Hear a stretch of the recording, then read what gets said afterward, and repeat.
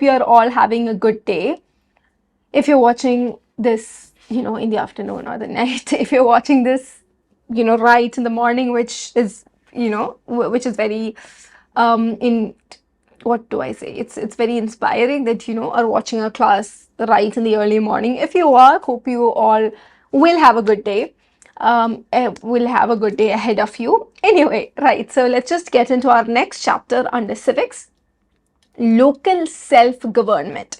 This is a system of government at a very smaller level. So we have studied certain bodies of government at the central level. We have studied about bodies of government that have people from different states, different constituencies, different districts that are at some, you could say central or federal level, right? We've studied about the Lok Sabha, we've studied about the Rajya Sabha, we've studied about positions like Prime Minister, President, all of that. Now we get down to a smaller level and we study about the local self-government. Now this might be a smaller level, but that does not mean it's not interesting or that it's not significant. It's the work that they do is also as significant as the work that is done at the top.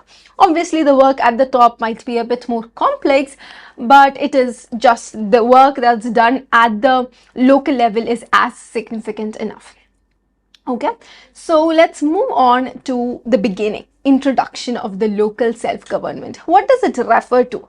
The system of governance where local communities have the authority to manage their own affairs and make decisions at the grassroots level. So this is what I said about, right? Basically, it's about local communities having the, okay, let me change to a different color. Managing their own affairs and making decisions at the grassroots level.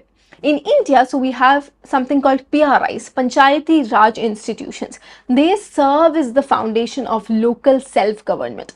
Now, evolution of PRIs and their constitutionalization have played a crucial role in empowering local communities and decentralizing governance. This is another very important reason why you need something like the local self-government.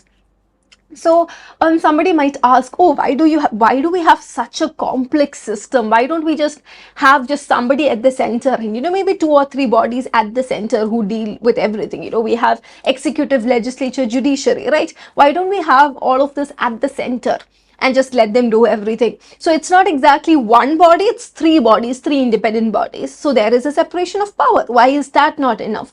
So this is a very important crucial point as to why we do not have such a system. Basically, what happens is even if you have 3 or 4 multiple bodies operating at the center, what happens when you have bodies operating at the center is that people at the lower level, local communities, they will lose out on their power because you have somebody at the center dictating how things should happen in your state or in your constituency. Your voice may not always be heard because there's a huge gap, right? I mean, see, usually when you elect somebody from your own constituency, it's somebody you know. But if it's just going to be somebody who's sitting at the center, it'll be there'll be a huge communication gap. The person will not be able to understand your worries, and that person who's sitting at the center needs to look at the whole all of the states in India. And India is a very, very culturally diverse country. We all know, right, in terms of religion, in terms of cultures, it is, I do not think there is a country as culturally diverse as India today, right? So because of that, it's not easy either for somebody at the center to know the needs of somebody else at the grassroots level, right? Because of all of that, it is important to have something like the local self-government. What happens is that you have local communities who have the authority to manage their own affairs. They manage their own affairs. They make their own decisions at the grassroots level. Okay, so in India you have the PRIs or the Panchayati Raj institutions. They work as the foundation of the local self-government. Okay.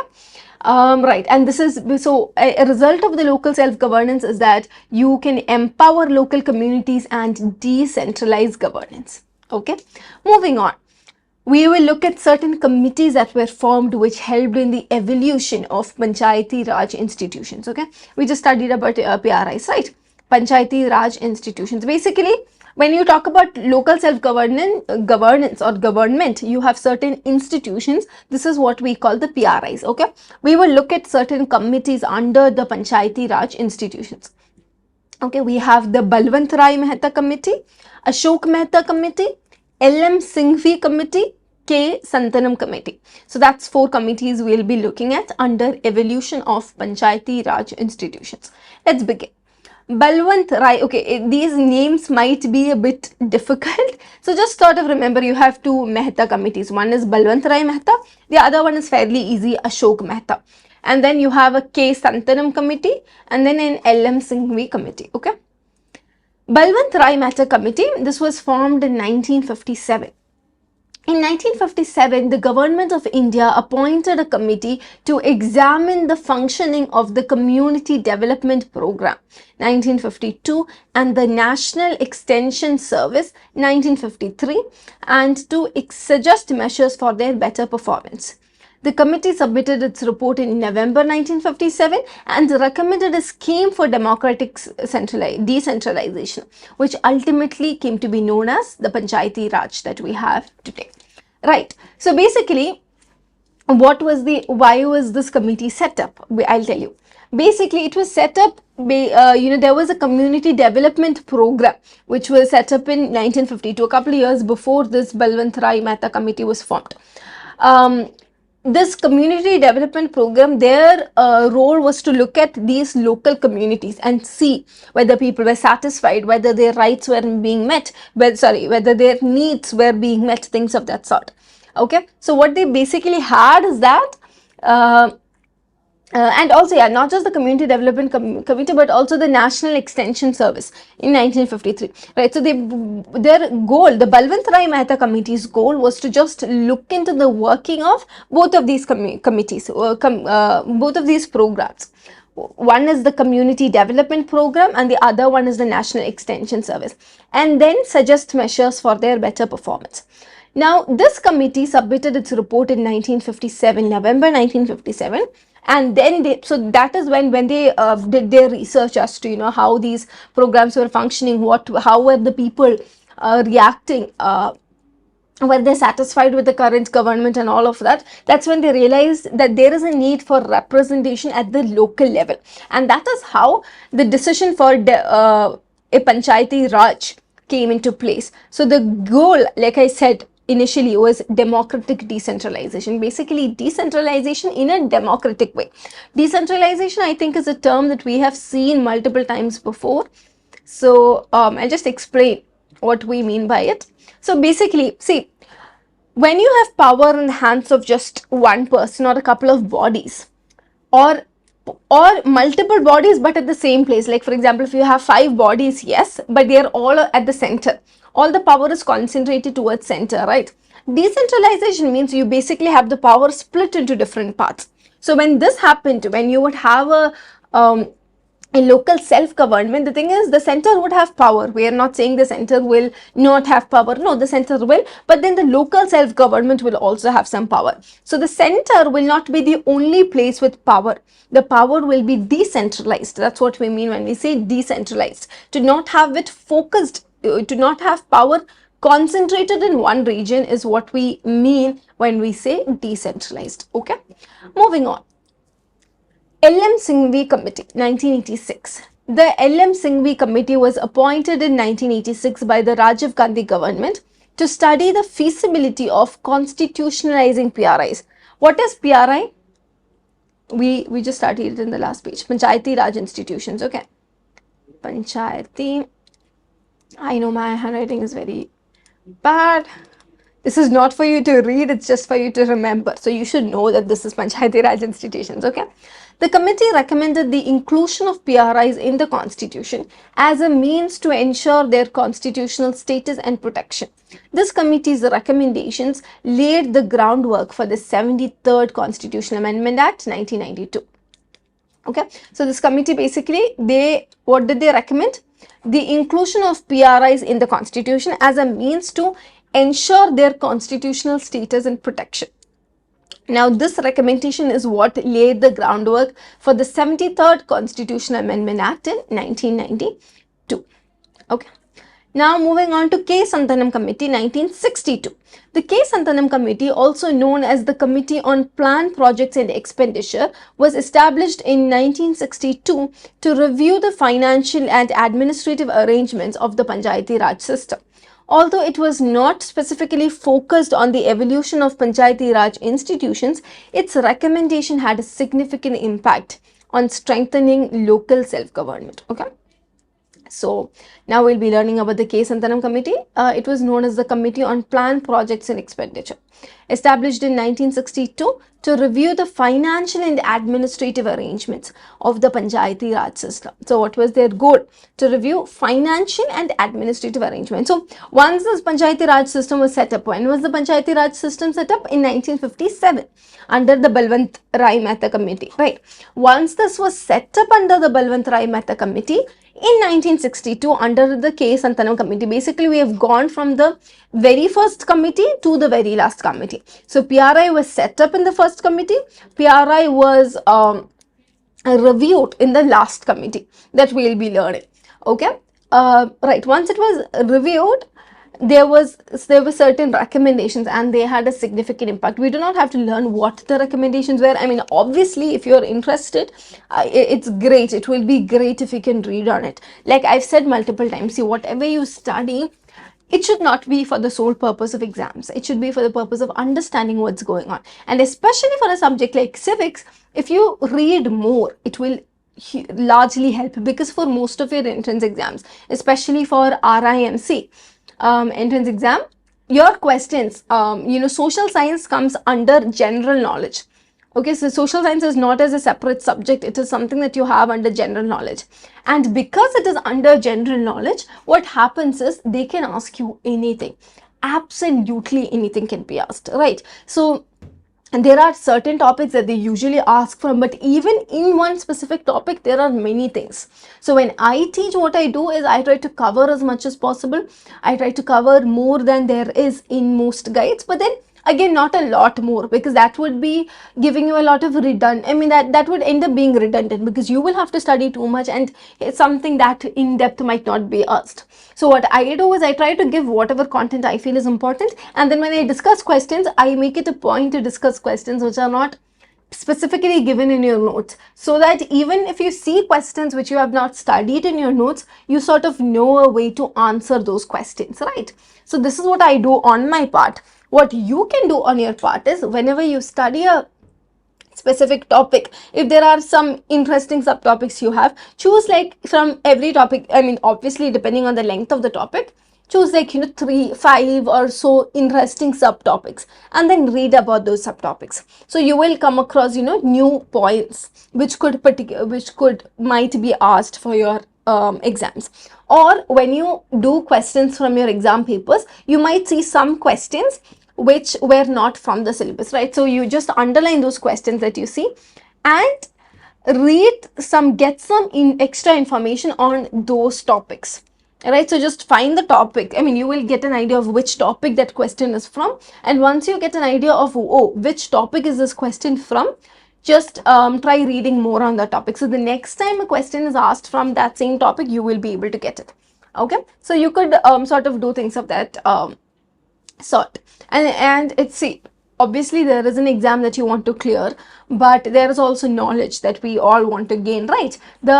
Your whole point of studying should not be to clear an exam.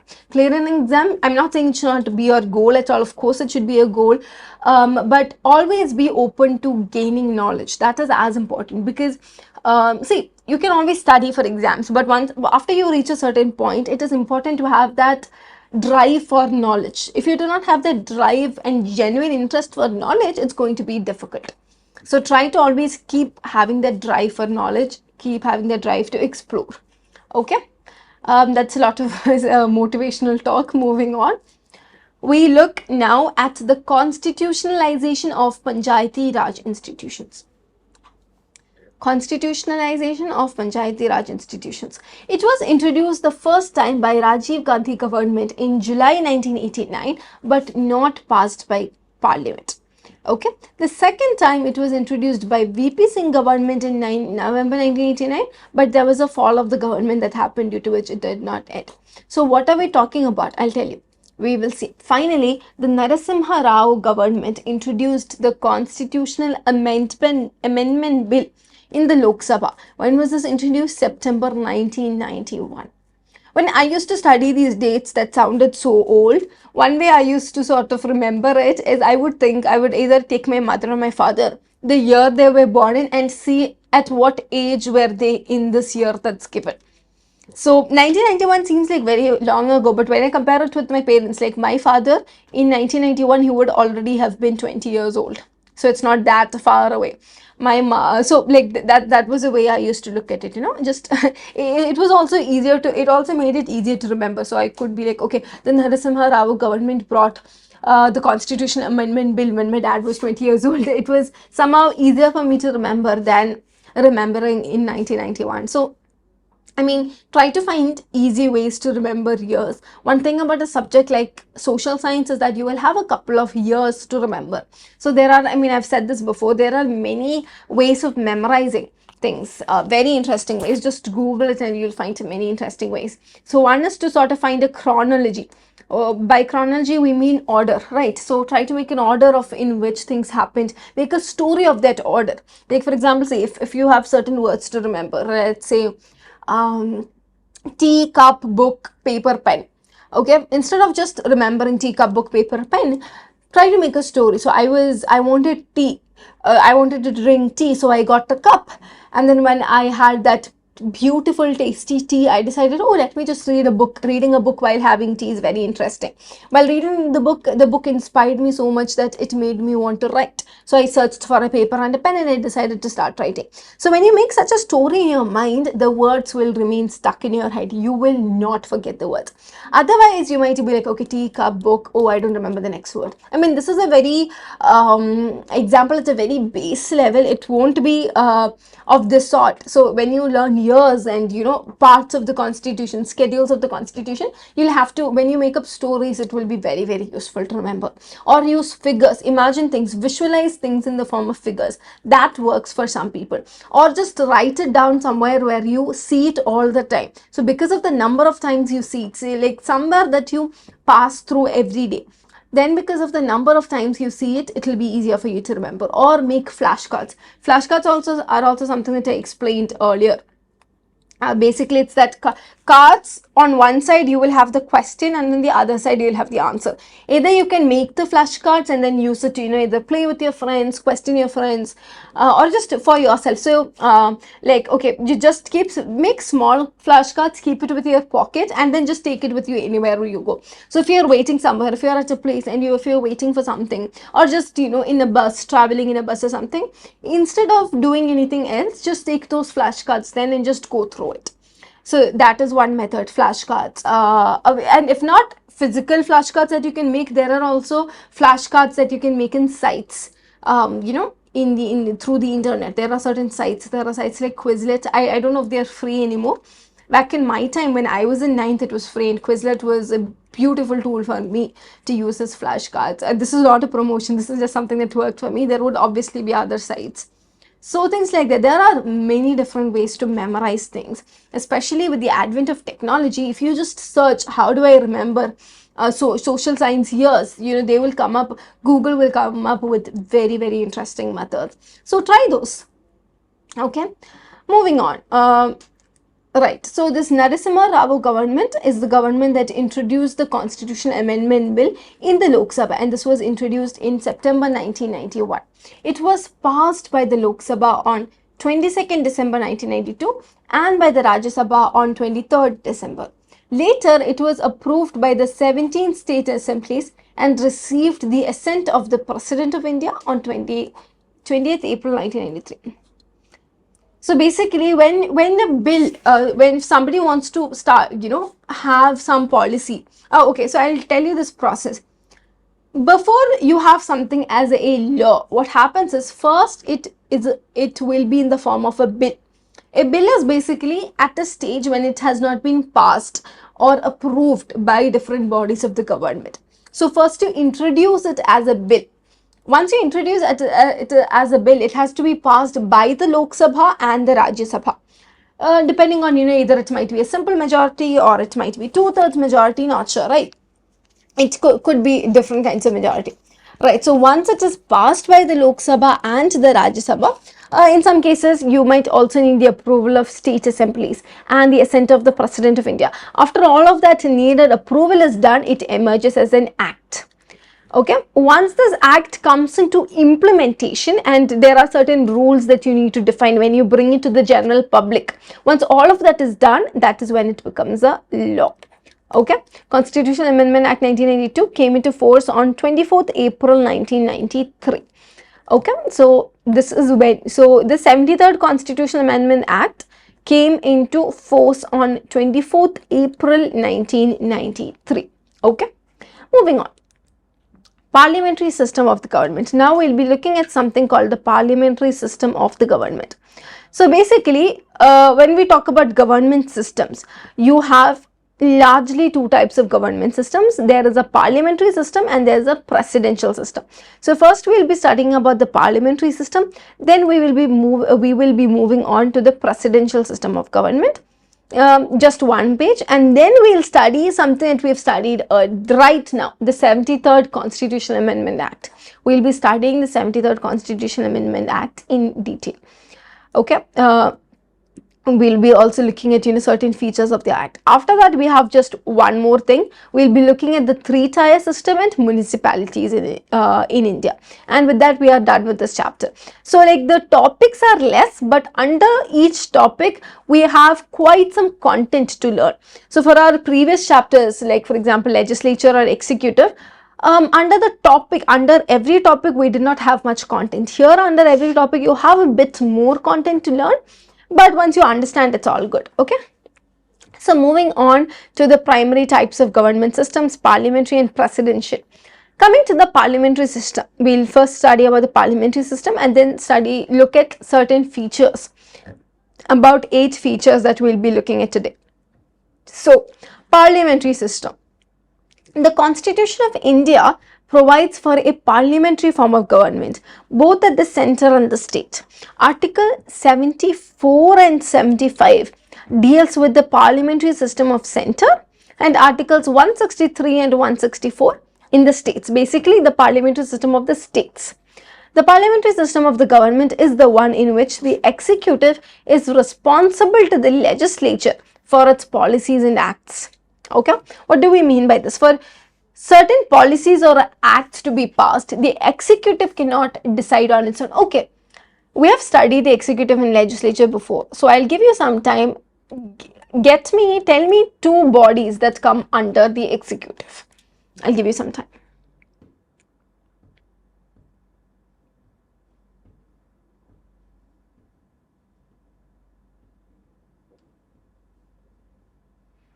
Right, so some bodies that come under the executive are President, Prime Minister. These are some certain bodies that come under the executive. When you talk of executive, you have certain bodies like the President, the Prime Minister, all of these are certain bodies that come under the executive. Now when you talk of legislature, again I'll give you some time. Tell me some bodies that come under the legislature.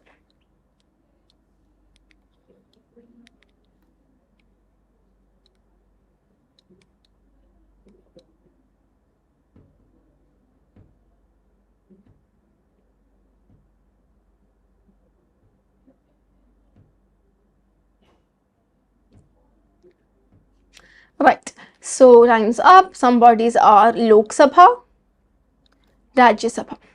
So basically what we mean is, if the executive wants to pass certain policy or acts, so let's say the president wants to pass a certain policy or act, or the prime minister or some other member, they are responsible to the legislature. Basically it will have to pass through the Lok Sabha and Rajya Sabha, as we just looked at here when we learned about this constitutionalization, the 73rd Constitutional Amendment Act.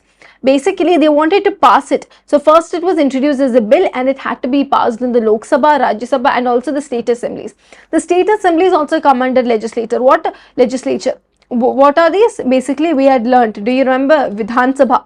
Vidhan Sabha is the legislative state assembly.